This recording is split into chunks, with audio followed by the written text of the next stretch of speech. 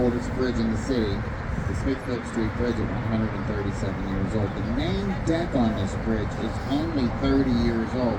It was engineered by a woman engineer who put this underneath the superstructure, which remains exactly the same, and they found paint chips and painted it back to its original colors. But it was originally built for horse and buggy, so the main deck was not strong enough. So they built the main deck underneath the superstructure with all that.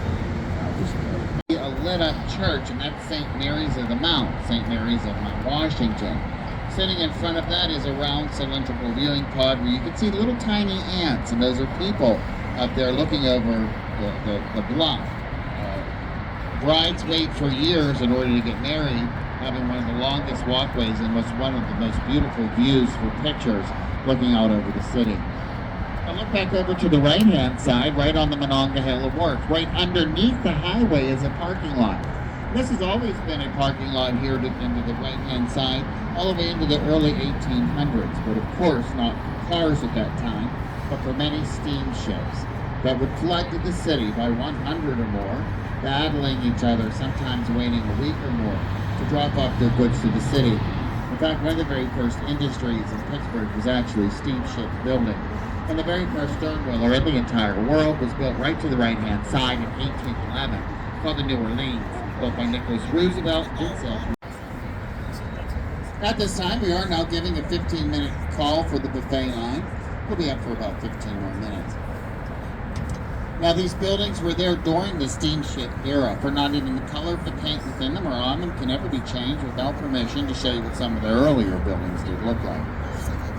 In contrast, Pittsburgh plate and glass, this has over 19,750 pounds of glass within it. It no longer makes glass panels. It's now PPG is built for $10 million, roughly 24 years ago or 25 years ago, over 5,000. Now our busiest bridge is directly ahead of us, and it is the Pork Pit Bridge. It has one-way traffic and 4 lanes on each deck, leads from the south hills of Pittsburgh. From your left, goes into the downtown district to the new North Hills, where the new 579 expressway. This is a very busy bridge with an average of over 150,000 cars a day crossing this bridge.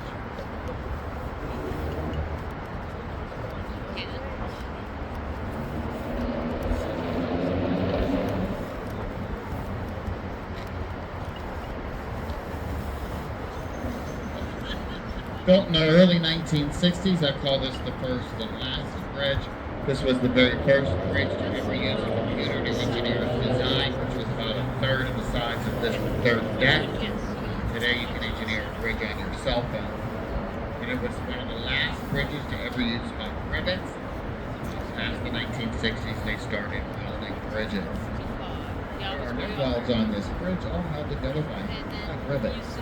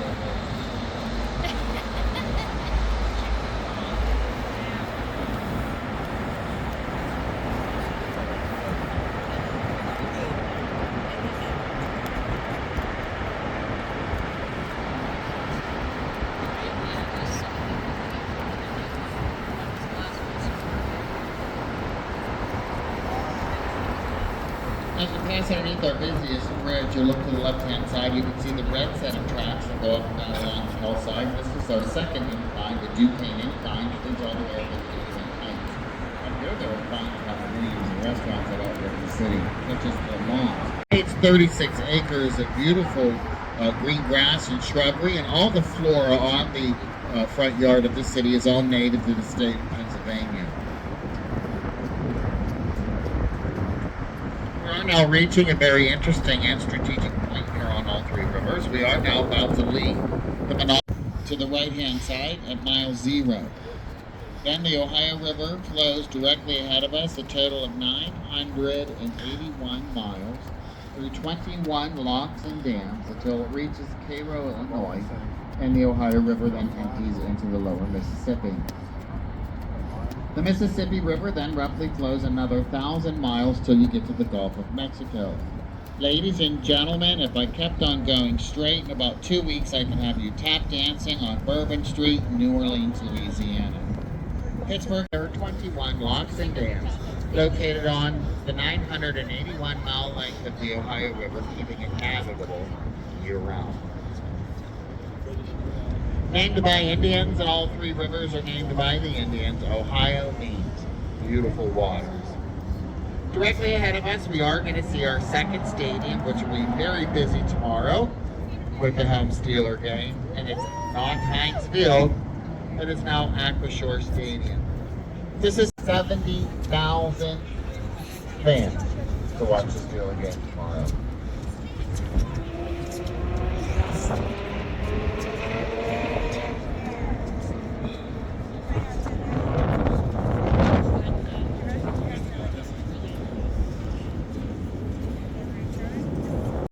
325 miles long. It can only be navigated for its very first 72 miles in length, and that's where it comes to East Brady, Pennsylvania, and there are no dams built past that, so the water gets quite shallow.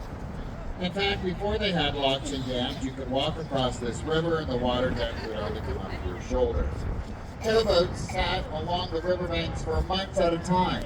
The only real time you could go by way of tug and tow was only 3 months out of the year, with Pittsburgh becoming a steel leader at the height of navigation, but it's still not that deep. If for some reason this flat-bottom riverboat would end up on the bottom of the Allegheny River, please come up to the third deck. You'll never get your feet wet. The boat is taller than the depth of the water. The Allegheny River is named by Indians, and it does mean fair waters. The Allegheny River is quite different than its sister river to the right, the Monongahela. The Monongahela River to our right, which we just left, has a mud bottom and not one island its entire length. It was one of Pittsburgh's first industries. In the late 17 and early 1800s, Pittsburgh was the main glass supplier to the United States of America, supplying 70% of the glass products. Hundreds of glass factories and blowing factories were along the south side of Pittsburgh during that time, using the precious sand dredged from the bottom of this river. The very first bridge on the Allegheny River is directly ahead of us, and that is the Fort Duquesne Bridge.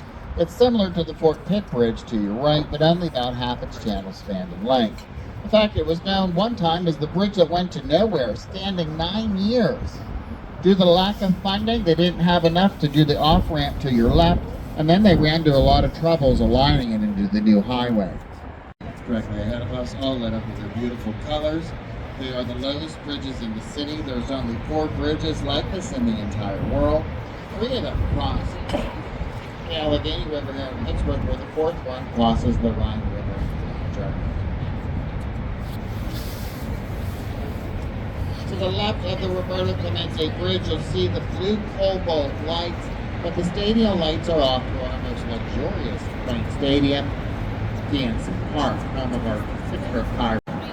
A baseball player hits a ball far enough, roughly 400 feet, and ends up into the Allegheny River. We'll be heading up the Allegheny River here for a while. Please come out and enjoy as we do sail the 3 rivers that surround the city of Pittsburgh. On behalf of myself and the crew of the Motor Vessel Empress, we do welcome everyone aboard. Thank you.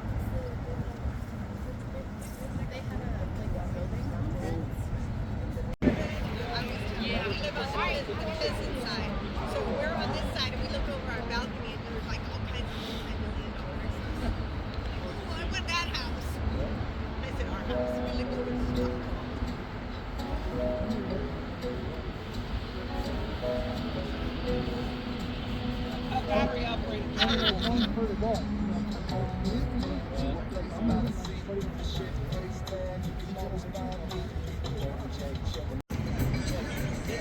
body went, ah! Eyes rolled back, chin dipping down, bam, mouth up.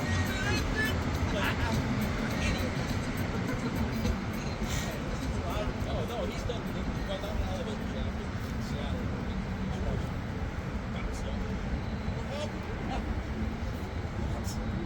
What happened? You fell like 3 stories down an elevator shaft. Are you okay? Jesus! Some people surprised they love. Thanks for watching. If you enjoyed the video, please like and subscribe.